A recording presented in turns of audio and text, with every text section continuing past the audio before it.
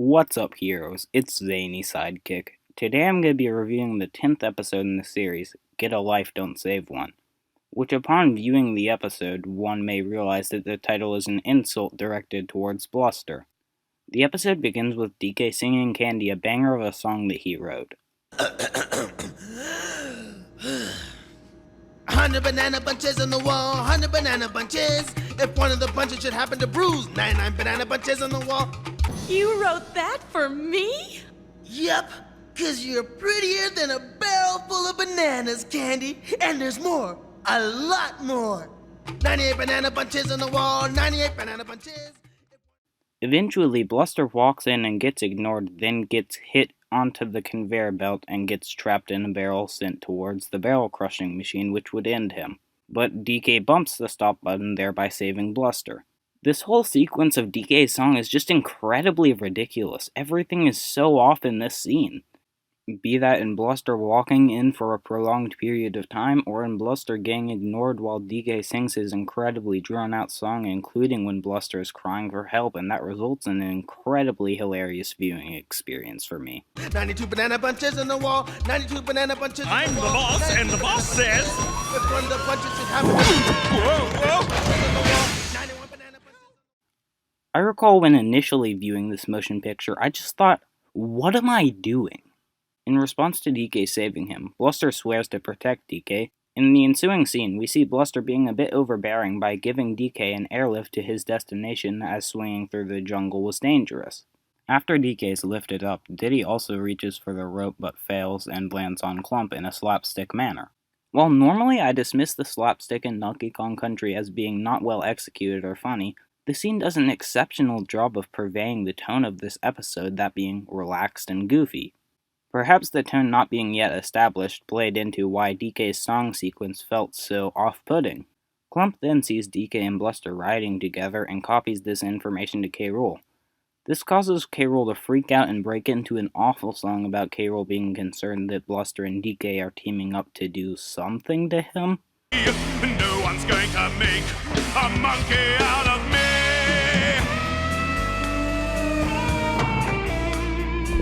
They must be building a top-secret weapon. Not only is the song an utter failure musically, but it is also a failure in terms of story. This is K. Rool, the villain that is always confident. Trepidatious is absolutely not a word I would accompany with K. Rool, but this song sure wants to convince me that that's what K. Rool is about. At Candy's house, Diddy is frustrated that DK left without him, but DK explains to him that he wanted Bluster to repay him back. Diddy concurs with this reasoning and forgives DK, which is really in tone with Diddy's character and is one of the fun moments of this episode. After this, we see Dixie Kong looking for her crab Prince Quackafella Don Horatio II, which Diddy goes looking for by calling it like a dog. DK and Candy go for a kiss, but Bluster prevents this act as to save DK from germs. Candy then states, You saying I've got germs? what does she think, she is some kind of quasi-ape being? This brings us into the part of the episode in which Bluster's protection becomes more so overbearing, which carries the very loose message contained in the title, that being that Bluster isn't living his life, which honestly I think is a poor thesis for an episode revolving around how one should not be overbearing. I'm not really opposed to the concept of Bluster seeking to repay Donkey Kong due to the fact that it matches with Bluster's personality. So normally it would be standard for an egotist to just brush someone off saving them and not seek to repay them in such a profound way because perhaps they aren't worth the time or that was their job. And I think that's what they were going for, but sadly this is merely a concept or theme of this episode, so sequentially it must be built upon. However, this doesn't mean that this seemingly good idea should be abolished. In fact, I'd even say that it has some moments. At Cranky's cabin, Bluster accidentally knocks down the spying Clump and Crusher, and upon the realization that DK's life is so dangerous, he opts to constantly protect DK. Over at K. Rool's mines, K. Rool orders Clump and Crusher to take Bluster with him. Bluster's convinced he's gonna pay me back for saving him by spending the rest of his life protecting me, Cranky. Meanwhile, with Bluster, And verily I say, Donkey Kong may throw himself into the very jaws of death, but I, Bluster Kong, will be there. Whoa, slow down, dude. You're making me... Oh, sleepy. To the point. Have you seen Donkey Kong? Yeah, like DK's in the big green, vining through the pines, breezing in the trees. Very nice. Now, Donkey Kong, have you seen him? Man, you are one tangled orangutan. This interaction between Bluster and Funky is actually really funny and well executed, especially when Funky Kong can't think of anything to get Bluster off his tracks, so he just insults Bluster in a way that only Funky Kong would.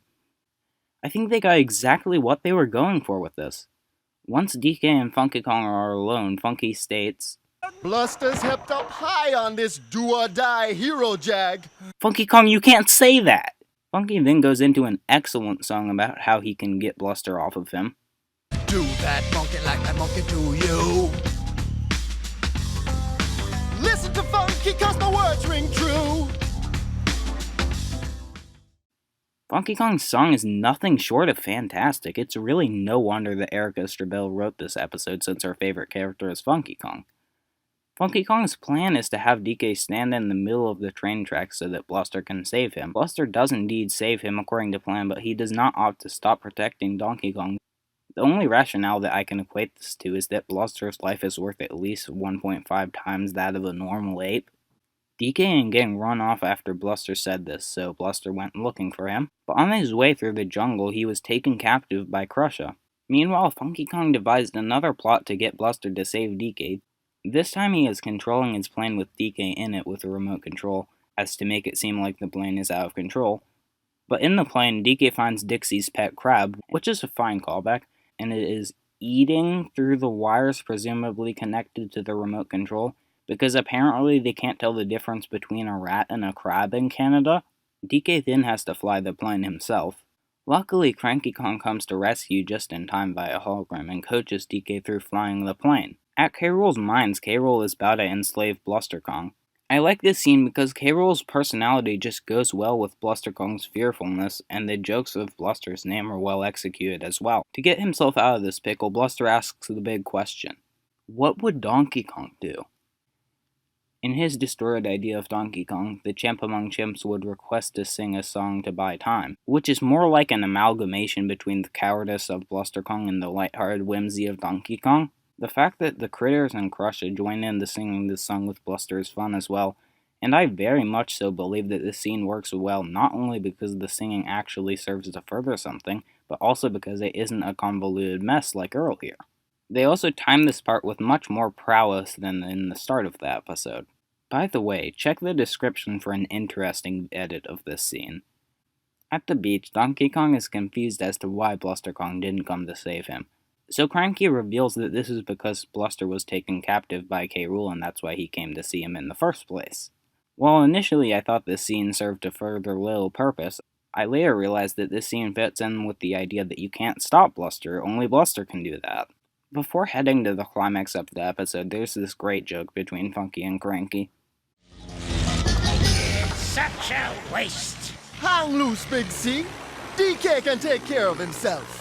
I mean your plane. Oh yeah, bummer. So DK arrives and scares away the critters, but K. Rool summons more critters to defeat DK.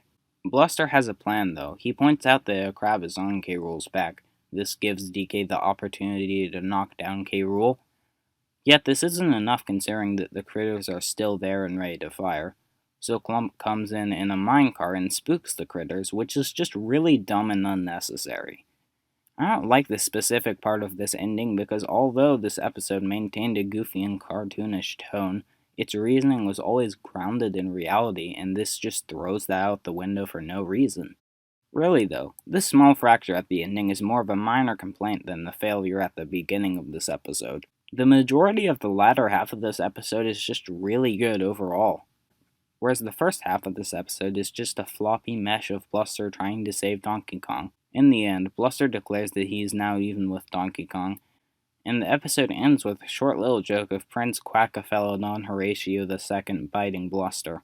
When I was initially writing the script, I had a fairly loose idea of where this episode would rank, more vague than I usually do. Granted, it will be harder to nail episodes' ranking as this series progresses. This placement being around Bluster's Sail, Ape Stravaganza, and It's a Wonderful Life. I initially eliminated it being worse than Bluster's Sail Ape Extravaganza, upon thinking that Bluster's Sail Ape Extravaganza just fails to leave a mark with its good charm and fun moments, and that the jokes and songs in Get a Life Don't Save One just carry it. It's a Wonderful Life employs such great songs, and both of them are just a bit better than Funky Kong's song in Get a Life Don't Save One, and it's leagues better than the entirely forgettable trash that is K. Rool's song. But really, the thing that Get a Life Don't Save One almost always nails is its tone, whereas It's a Wonderful Life fails in its attempt to set a tone and just results in a sequence of loosely tied events.